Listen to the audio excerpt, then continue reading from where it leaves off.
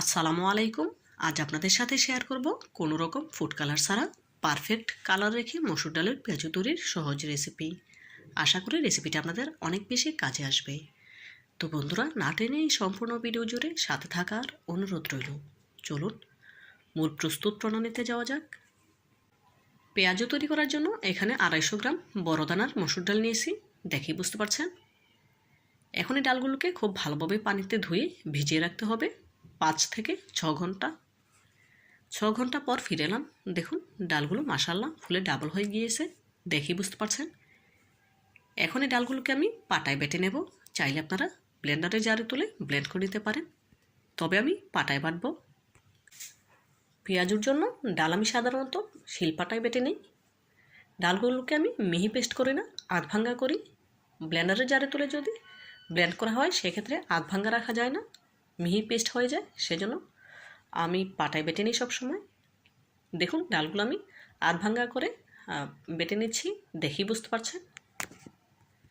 পেঁয়াজুর ডাল আধ ভাঙ্গা করে বেটে নিলে পেঁয়াজগুলো অনেক বেশি ক্রিস্পি হয়, খেতে অনেক ভালো লাগবে, অনেক মুচমুচে হয়। এই পর্যায়ে ডালগুলো আমার বাটা হয়ে গিয়েছে, এখন পাটা থেকে তুলে নেব। দেখুন ডালগুলো আধ ভাঙ্গা করে বেটে নিয়েছি, দেখেই বোঝা যাচ্ছে। এখন এই ডালগুলোকে শিলপাটা থেকে তুলে একটি মিক্সিং বলে নিয়ে নেব। ডাল বাটা এখন মিক্সিং বলে তুলে নিচ্ছি। এখন ডাল বাটার সাথে অ্যাড করে দেব হাফ চা চামচ আদা বাটা, হাফ চা চামচ রসুন বাটা, একটি বড় সাইজের পেঁয়াজ কুচি, 2টি সবুজ কাঁচামরিচ ও 2টি লাল কাঁচামরিচ কুচি করে নিয়েছি। দিয়ে দিলাম 2 টেবিল চামচ পরিমাণ ধনে পাতা, 1 চা চামচ লবণ, হাফ চা চামচ হলুদ গুঁড়া, দিয়েছিলাম হাফ চা চামচ লাল মরিচের গুঁড়া। ভিডিও স্কিপ হয়ে গিয়েছে, দেখাতে পারিনি। এখন সবগুলো উপকরণ একসাথে খুব ভালোভাবে নেড়ে মিশিয়ে নিচ্ছি, দেখেই বুঝতে পারছেন। ভিডিওর এই পর্যায়ে আপনাদের কাছে ছোট্ট একটি রিকোয়েস্ট রইল, যারা আমার ভিডিওটি ইউটিউব চ্যানেল থেকে দেখছেন প্লিজ ভিডিওটিতে লাইক দিয়ে চ্যানেলটি সাবস্ক্রাইব করে পাশে থাকা বেল বাটনে ক্লিক করে দেবেন, এবং যারা ফেসবুক পেজ থেকে দেখছেন প্লিজ লাইক দিয়ে পেজটি ফলো দিয়ে দেবেন। এতে করে আমি যখন কোনো নতুন রেসিপি আপলোড করব সবার আগে আপনার কাছে পৌঁছে যাবে। এই কাজটি যারা অলরেডি করে নিয়েছেন আপনাদের জন্য রইল অনেক অনেক দোয়া ও ভালোবাসা। দেখুন বন্ধুরা, পেঁয়াজুর মিশ্রণ রেডি হয়ে গিয়েছে, এখন ভেজে নেওয়ার পালা। সেজন্য চুলায় একটি প্যান বসিয়ে নিয়েছি। প্যান যখন গরম হয়ে এসেছে তখন দিয়ে দিলাম পর্যাপ্ত পরিমাণে সয়াবিন তেল। তেল যখন পুরোপুরি গরম হয়ে গিয়েছে তখন এক এক করে পেঁয়াজু দিয়ে দিচ্ছি ভেজে নেওয়ার জন্য। অবশ্যই পুরোপুরি গরম তেলে পেঁয়াজগুলো ছাড়তে হবে। এক এক করে পেঁয়াজগুলো দিয়ে দিচ্ছি, দেখে বুঝতে পারছেন। গ্যাসের ফ্লেম হাই টু মিডিয়ামের মাঝামাঝি রেখে পেঁয়াজগুলো গোল্ডেন ব্রাউন কালার করে ভেজে নেব। আশা করি আসছে রমজানে আমার রেসিপিটি আপনাদের অনেক বেশি কাজে আসবে। এভাবে যদি ঘরেই তৈরি করা যায় হোটেলের মতো পারফেক্ট পেঁয়াজু, তাহলে আর বাজার থেকে কেনার প্রয়োজন কি। আপনারা একবার হলেও আমার রেসিপিটি ফলো করে বাসায় ট্রাই করবেন এবং খেয়ে আমাকে কমেন্ট করে জানাবেন কেমন হয়েছে।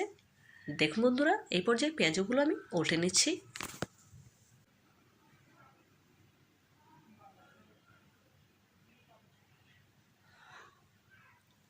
কয়েকবার উল্টে পাল্টে পেঁয়াজগুলো গোল্ডেন ব্রাউন কালার করে ভেজে নেব।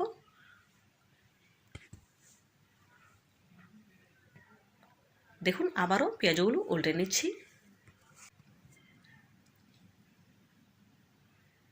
দেখুন বন্ধুরা, এই পর্যায়ে পেঁয়াজুর কালারটা কিন্তু অনেকটাই চেঞ্জ হয়ে এসেছে, দেখেই বুঝতে পারছেন।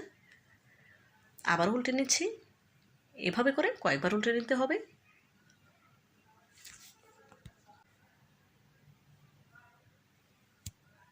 দেখুন এই পর্যায়ে পেঁয়াজুর কালারটা কিন্তু পুরোপুরি চলে এসেছে। দেখুন গোল্ডেন ব্রাউন কালার করে ভাজা হয়ে গিয়েছে। এখন একটি ছাঁকনির সাহায্যে তুলে তেলটা ছেঁকে নিতে হবে। দেখুন পেঁয়াজগুলো তুলে নিচ্ছি। এভাবে করে একই প্রসেসে বাকি পেঁয়াজগুলো ভেজে নেব। সবগুলো পেঁয়াজু ভেজে নেওয়া হয়ে গিয়েছে। এখন একটি সার্ভিং ডিশে সার্ভ করে নিয়েছি। পেঁয়াজুর ফাইনাল লুকটা দেখুন, মাশাআল্লাহ কতটা সুন্দর এবং লোভনীয় লাগছে, দেখেই বোঝা যাচ্ছে পেঁয়াজগুলো কতটা ক্রিস্পি হয়েছে। তো বন্ধুরা, আজকের মতো বিদায় নিচ্ছি। দেখা হবে নতুন কোনো দিনে নতুন কোনো রেসিপিতে। ভালো থাকবেন সবাই, আর আমার জন্য দোয়া করবেন যেন এরকম নতুন নতুন রেসিপি নিয়ে আপনাদের সামনে হাজির হতে পারি। পরবর্তী ভিডিও দেখার আমন্ত্রণ জানিয়ে আজকের মতো বিদায় নিচ্ছি। আল্লাহ হাফেজ।